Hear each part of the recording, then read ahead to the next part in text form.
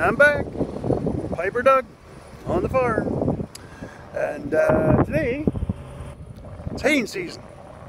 As you can see from the sun, it is 34 degrees, and the best way to describe that is turn your oven on at 400, stick your butt inside the oven door, and wait till your butt goes on fire, and that's what it feels like out here. It's damn hot. So we're knocking down the hay. Got about 200 acres to do. We're about halfway done. I don't know if you can hear me. And anyway, this is our ride-on lawnmower for cutting hay. Yep, that's the beast. It's 16 feet wide, and it's a NewHolland HW340. This is what we use for cutting crop, and we also use it for cutting hay. So, gonna get inside where it's a little bit cooler.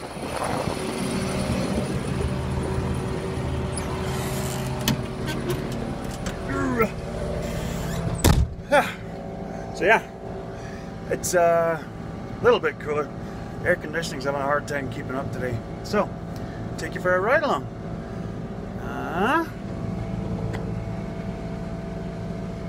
So, pull the steering back, RPMs, take the parking brake off, engage the header.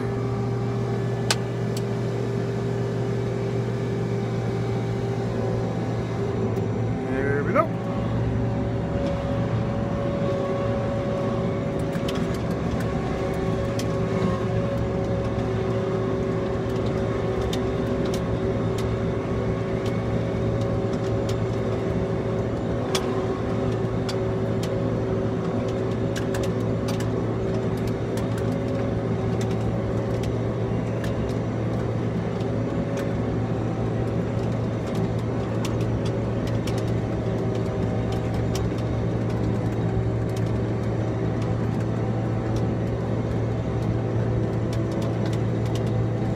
Scanning the mirror to make sure everything's still going out the back.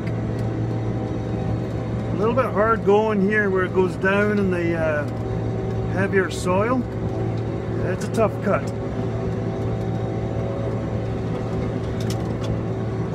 This swather, it doesn't have a whole bunch of horsepower. I think it's about 190 horse, but I'm probably wrong. It's around over there, but for a 16-foot header in crop like this, as you can see, the swaths are quite big. Yeah, it's working hard, especially today. Well, it's 34 degrees, and the fact that we've had a whole bunch of rain and thunderstorms, it means a humidex, which means a humidity, which just adds to the discomfort. Means it's about 38 to 40 degrees. And that's one of the issues, is that the air conditioning, which is these guys, with all the humidity, the moisture freezes on the condenser, and then it plugs the fans. And that's what we're dealing with right now. The air conditioning is working, but it's not blowing very hard, so it's not exactly cool in here. But anyway, just gotta keep cutting.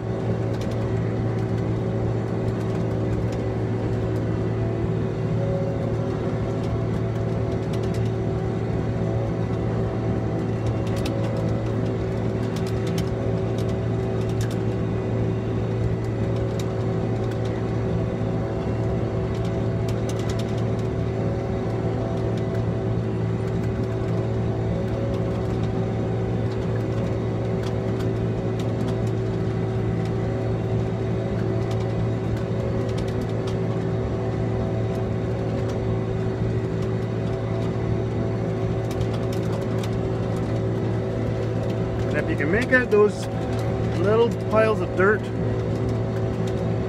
they're not molehills. They're called gopher hills. They're a scourge of all pasture and hayland. Gophers, they can make some piles. When you hit them with the cutter bar, you just see a big puff of dust, and as you can see, we're bouncing around like crazy. All thanks to the gophers. And that's one of the biggest limiting factors to doing this. Is the joke is you drive as fast as you can stay in the seat,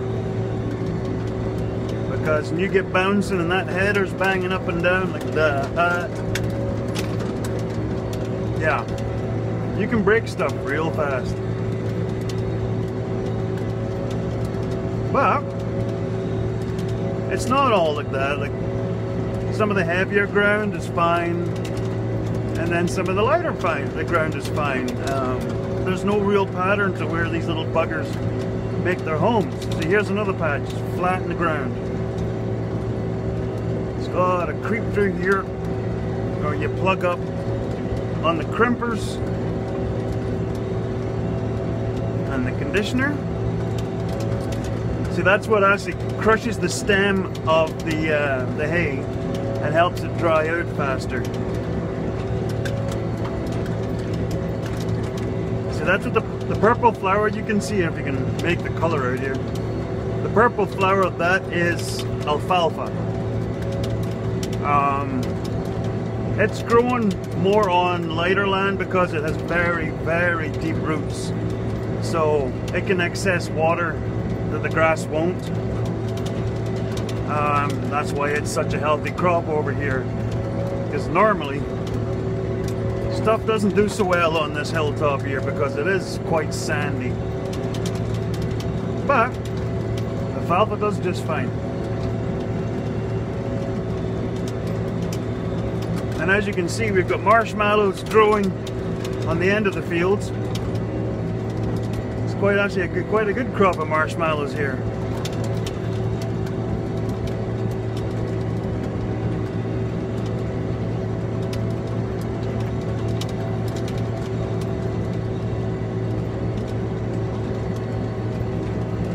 So yeah, we had a young English boy from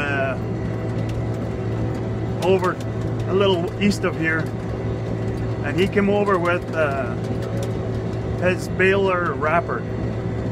Yeah, and it's not a singer person with their pants around their knees. It's called a McHale Fusion, and it bales the hay up, or you know, silage, sort of a tougher hay. And then it pops the bale at the back of the baler onto a little buggy that's attached to the baler, and then it wraps it. So it's wrapping that bale, and then you're already making the next bale. And then once that bale's done, you pop the wrapped bale off the back, and then you push out the just made bale onto the wrapper, and repeat. And repeat, and repeat, and repeat. Oh, there we go. I think he said in the last 2 years he's done 28,000 of these big marshmallows. It's sort of a new technology in Canada. And it really confused the locals when they first started seeing these little white things out in the field. And the amount of people that actually believe they're marshmallows, you would not believe. But yeah, lots of crop to cut. That's Canton over there, if you can see it. And our farm's straight ahead over there. You can see the bins and the sheds. And so yeah, I'll be doing this for the next couple of days anyway.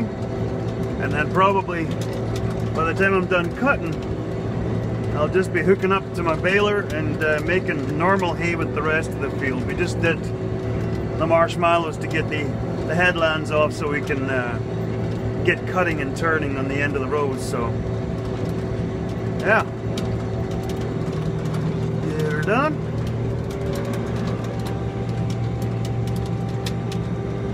So yeah, a little bit of a ride along with PiperDoug and the and the old swather, or the ride-on lawnmower. So, hopefully give you another update here fairly shortly. An update on the car, because there is an update coming, because there has been stuff happening. So, let you go for now. Tatty bye.